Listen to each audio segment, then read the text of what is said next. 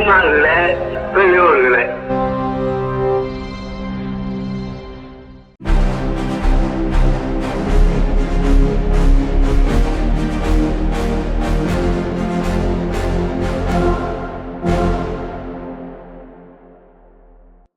அனைவருக்கும் வணக்கம். இன்றைய விடுதலை பார்வைக்கு அன்போடு வரவேற்கிறோம்.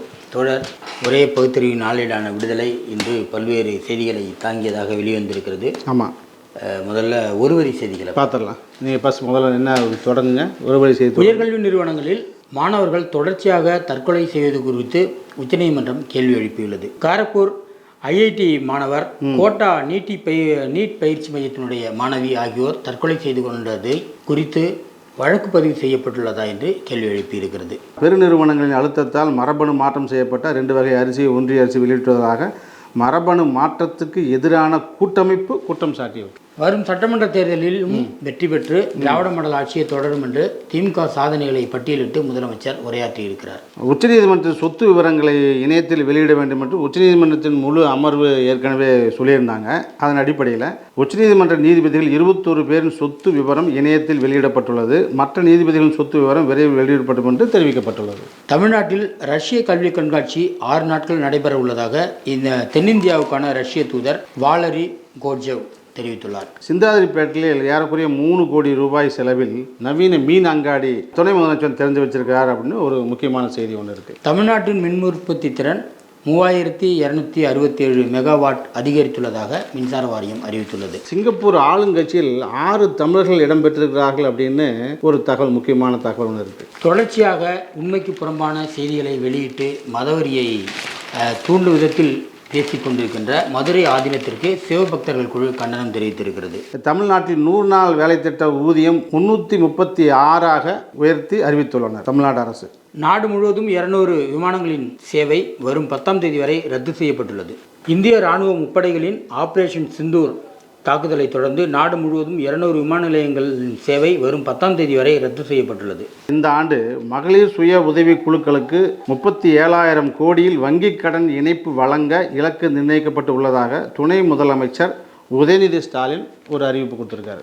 அண்மையில் ஹரியானாவில் பாலின விகிதாச்சார இடைவெளி மிக அதிகமாக அதிகரித்துள்ளது. 1000 ஆண்களுக்கு 700 பெண்கள் என்ற விகிதத்தில் அந்த பாலின விகிதாச்சார வித்தியாசம் இருப்பதாக தெரிவிக்கப்பட்டுள்ளது. இப்போ விடுதலையில் முதல் பக்க அறிக்கை ரொம்ப முக்கியமான அறிக்கை. தமிழக தலைவர் ஆசிரியர் வீரமணி ஐயா அவர்கள் இந்த அறிக்கை கொடுத்துருக்காங்க. எல்லா அறிக்கையும் முக்கியமான அறிக்கை. இந்த அறிக்கை ரொம்ப ரொம்ப முக்கியமான அறிக்கையை நம்ம ஏன் பார்க்குறோம் அப்படின்னா, ஐஐடி வனவாணி மெட்ரிகுலேஷன் உயர்நிலைப் பள்ளியை மூடுவதா, ஆளுநர் தலையிட்டு கேந்திர வித்யாலயா பள்ளியாக மாற்றுவதா அப்படின்னு தலைப்பு போட்டு தமிழ்நாடு அரசு இதை தடுத்து நிறுத்த வேண்டும் அப்படின்னு ஆசிரியர் அறிக்கை விட்டுருக்காரு. இதை பற்றி ஒரு ஹிஸ்ட்ரி மாதிரி போட்டு அறிக்கையை முடிக்கிறாரு. இது 1963ஆம் ஆண்டு பச்சை தமிழர் காமராசர் அவர்களின் வாழ்த்துதலோடு ஊழியர்கள், ஆசிரியர்கள் மற்றும் ஆசிரியர் சங்கங்களால் குழந்தைகளின் நலனுக்காக இருமொழி கொள்கையுடன் தொடங்கப்பட்டது இந்த ஐஐடி வனவாணி மெட்ரிகுலேஷன் உயர்நிலைப் பள்ளி. அது பக்கத்துலேயே 1964ஆம் ஆண்டு, இது 1963, 1964ஆம் ஆண்டு கேந்திரிய வித்யாலயா சிபிஎஸ்இ பள்ளியும் அங்கே தொடங்கப்பட்டிருக்கு. இதில் பெரும்பாலானவர்கள் தமிழர்களாகவே இருப்பதால் தமிழ்நாடு அரசின் மெட்ரிகுலேஷன் கல்வி திட்டப்படி இன்றும் அப்பள்ளி சிறப்பாக நடந்து கொண்டிருக்கிறது.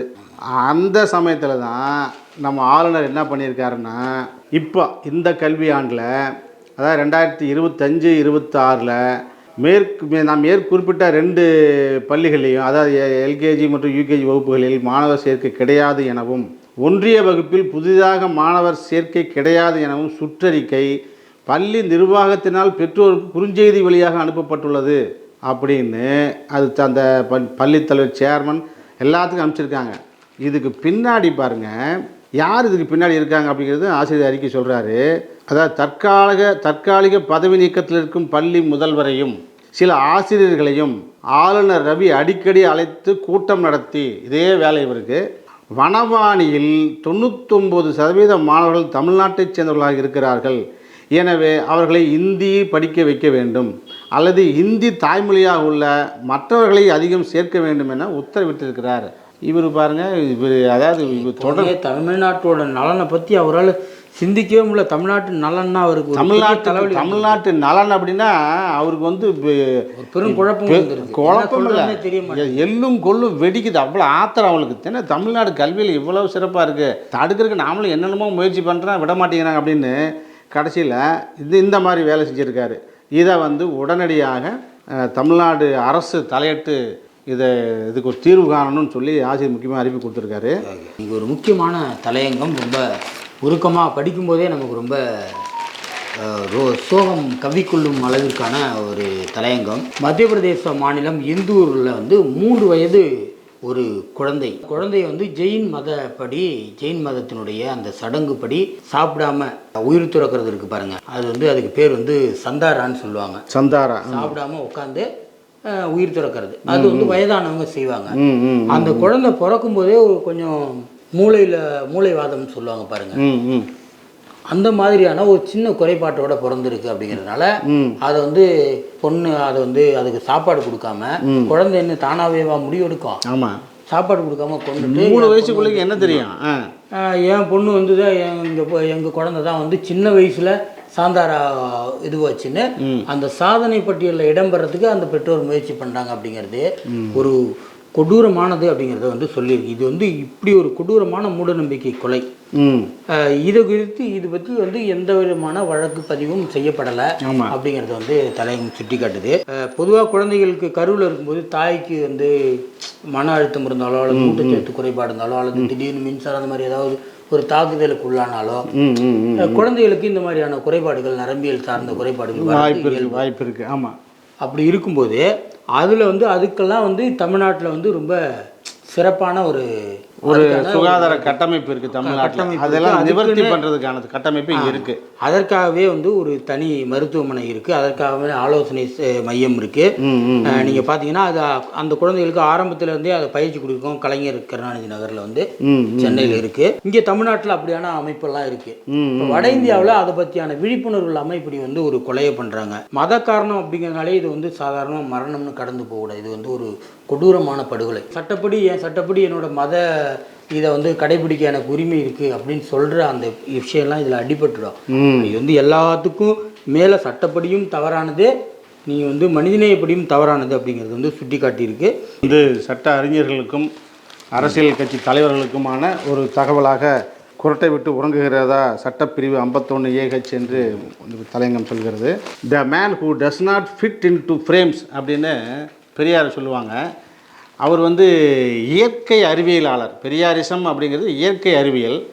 அது செயற்கை நுண்ணறிவு வந்து பெரியாரை எப்படியெல்லாம் கொண்டாடுது இன்றைய தலைமுறைக்கு அப்படின்னா இன்றைக்கி வந்து நிறைய வந்திருக்கு. இன்றைக்கி வந்திருக்கிறது ஒரு என்ஃபீல்டு மோட்டர் சைக்கிளை பெரியார் ஓட்டிகிட்டு வர்றாரு. இது என்ன இப்போ சினிமா ஏஐ படம் இது. அது படம் பெரியார் படம் போட்டது மட்டும் முக்கியம் இல்லை, என்ஃபீல்டில் வர்ற அதுவும் முக்கியம் இல்லை.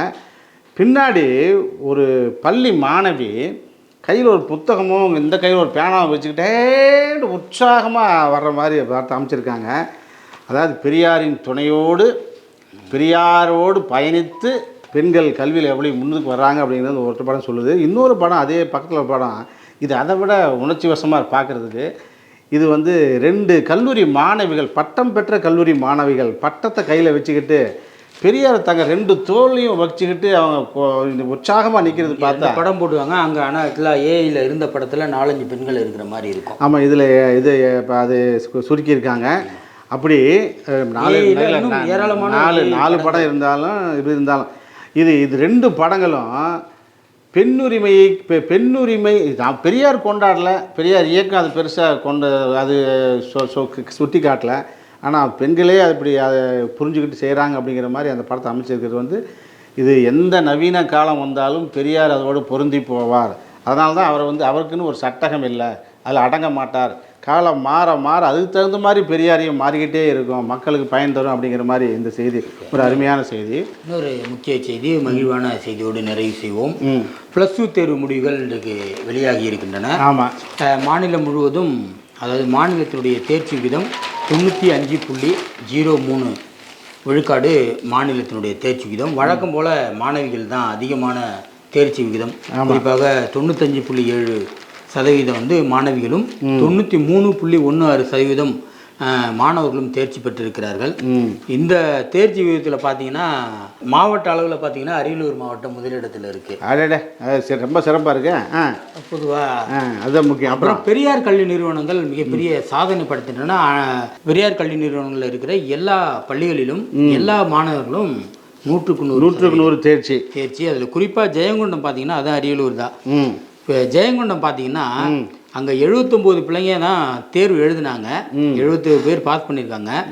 அதில் வந்து பார்த்தீங்கன்னா 50 பேருக்கு 59 பேருக்கு மேலே 500க்கு மேலே மார்க் எடுத்து சாதனை படைச்சிருக்கிறாங்க.